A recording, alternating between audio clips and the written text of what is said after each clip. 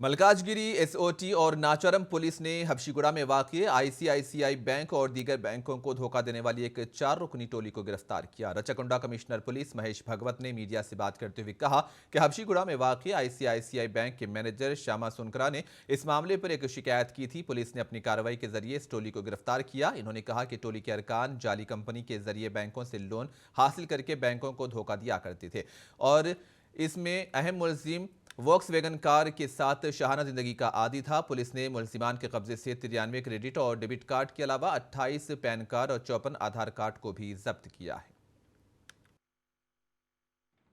ఈ నలుగురుని మనం అరెస్ట్ చేయడం జరిగింది. సో ఈ కేసులో వాళ్ళ దగ్గర నుంచి 93 different banks credit card debit cards, తర్వాత Axis bank priority pass card 2, ఒక వోక్స్ వ్యాగన్ కార్, తర్వాత ఈ brick and rock interior private limited అని ఆ పేరుతో కూడా ఒక కంపెనీ వాళ్ళు ఫ్లోట్ చేశారు. ఆ కంపెనీ సంబంధి identity cards, yellow lamp interior designer అని ఇంకొక కంపెనీ ఫ్లోట్ చేశారు.